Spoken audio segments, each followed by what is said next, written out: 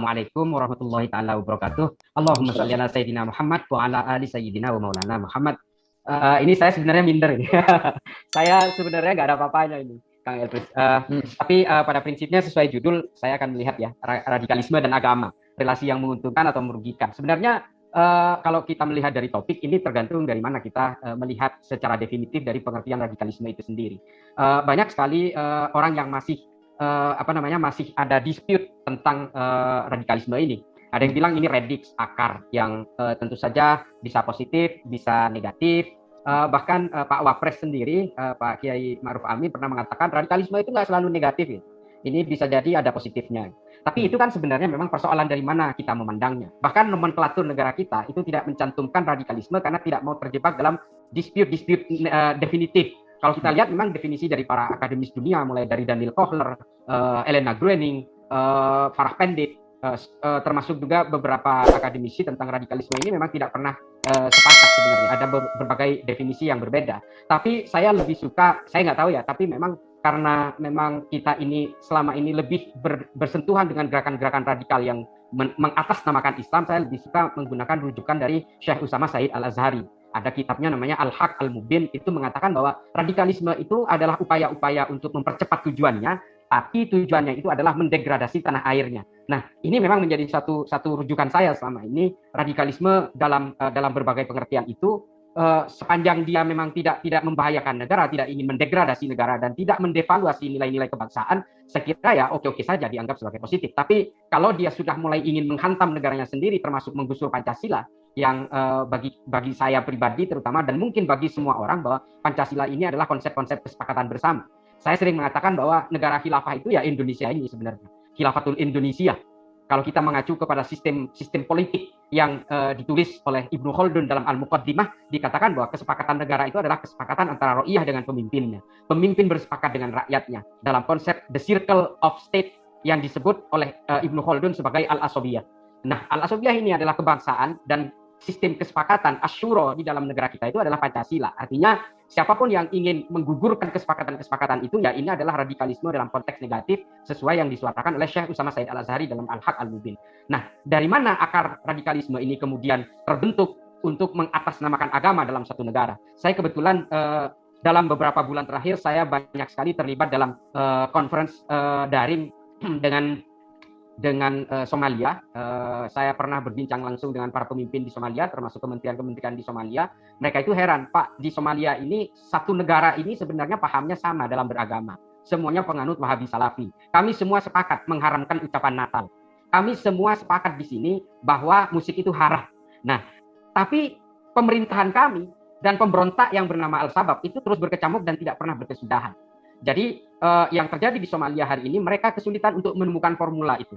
Bahwa mereka itu punya paham yang sama, mereka beragama, menggunakan tafsir yang sama, tafsir agama yang sama, tapi kok perangnya tidak pernah selesai.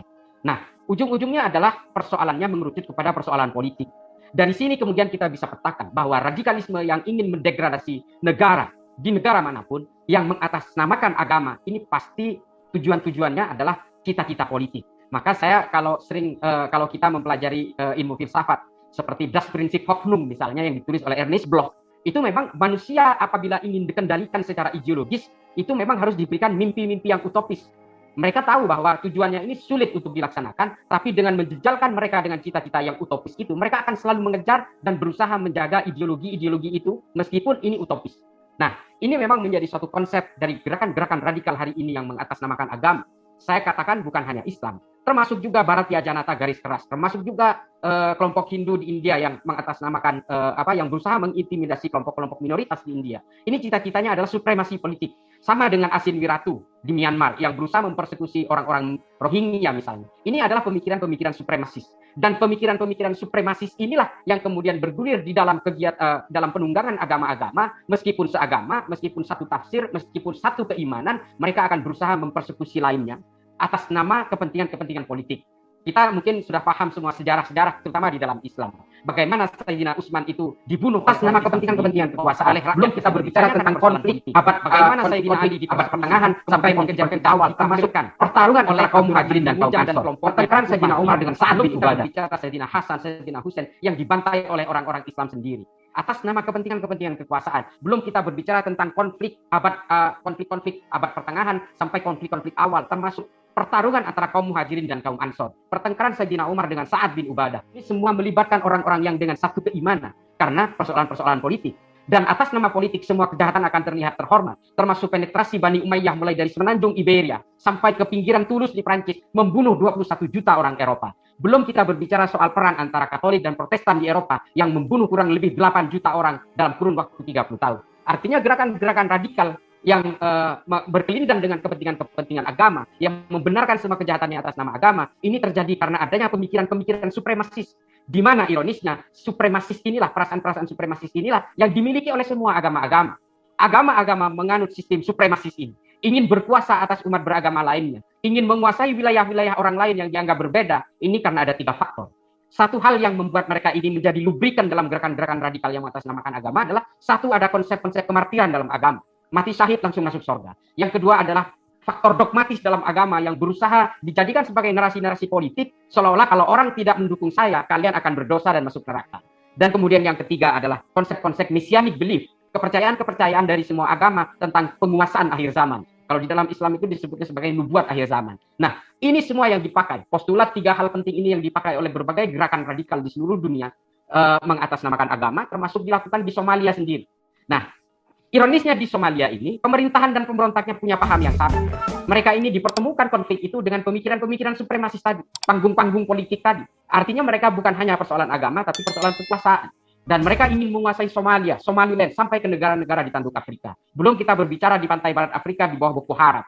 Mereka juga menggunakan dalil-dalil agama untuk berusaha memberangus siapapun yang berbeda. Proses-proses takfir ini kemudian terjadi dalam supremasis-supremasis seperti ini. Ini juga mungkin Pak Al-Mukarram Pak Sueb nanti bisa cerita bagaimana Sudan di bawah Presiden Ja'far Numairi menggunakan hukum syariah, hukum hudud pada tahun 1983 di Sudan. Sejak saat itu kepemimpinan Sudan bergelimang dengan kudeta, bergelimang dengan perang sipil terpanjang di dunia hanya untuk mewujudkan pemikiran-pemikiran supremasis ini. Karena memang ketika ada kekuasaan yang mengatasnamakan konsep-konsep ketuhanan, dia akan membentuk kepemimpinan-kepemimpinan yang totaliter. Ini terjadi dalam banyak sejarah, mulai dari zaman 1400 tahun lalu hingga abad-abad modern hari ini. Ketika orang mengatasnamakan kekuasaannya itu sebagai kekuasaan Tuhan, maka dia akan menjadi sebagai Tuhan-Tuhan kerdil yang menguasai wilayah, lalu kemudian membenarkan segala kejahatannya atas nama keilahian. Ini terjadi dimanapun, mulai dari Saddam Hussein, Abu Bakar al-Baghdadi, sampai kepemimpinan Taliban hari ini di Afghanistan juga terjadi. Kesimpulan saya adalah bahwa radikalisme dalam konteks negatif, sesuai dengan definisi dari Syekh Utsama Said Al-Azhari, ini tidak akan pernah menguntungkan agama. Karena ketika agama itu diberikan mimpi-mimpi kekuasaan, orang akan berbuat kejahatan-kejahatan politik atas nama agama. Tidak ada untungnya.